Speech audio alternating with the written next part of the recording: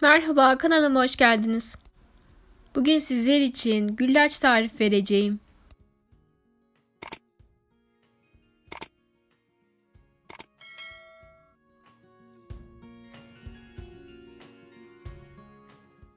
Malzeme listesini açıklama kısmında bulabilirsiniz.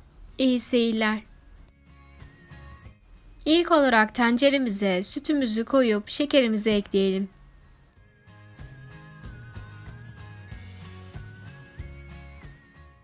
Daha sonra ocağımızı açıp sütümüzü çok pişirmeden elimizin değeceği kadar pişirelim. Daha sonra ocaktan alıp büyük bir fırın tepsisine dökelim.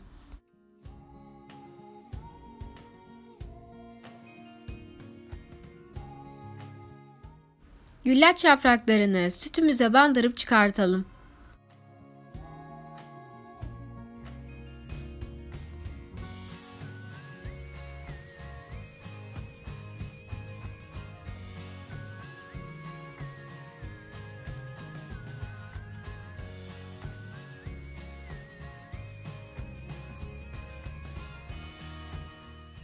Güllaç yapraklarının yarısına geldikten sonra içine fındık veya ceviz ekleyelim.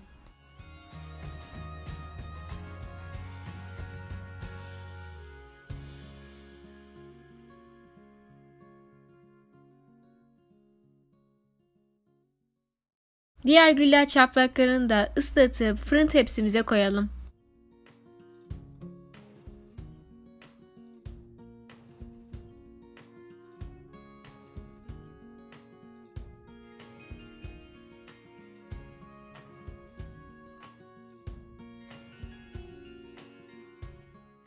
Güllaç yaprakları bittikten sonra kalan sütü üzerine dökelim.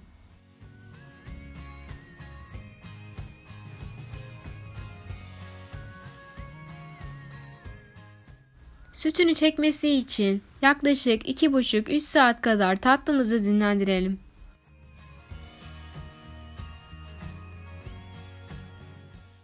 Sütünü çektikten sonra istediğimiz gibi keselim.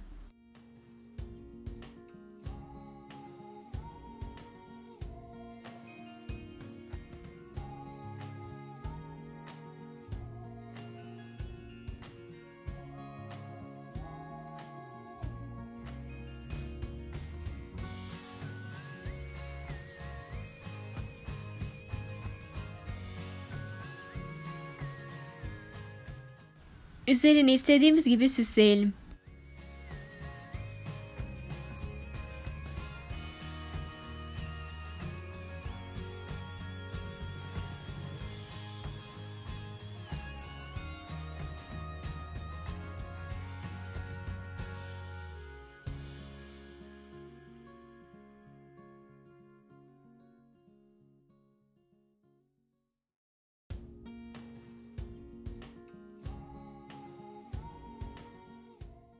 Kolaylıkla yapabileceğiniz kıvamı tam güllacımız hazır.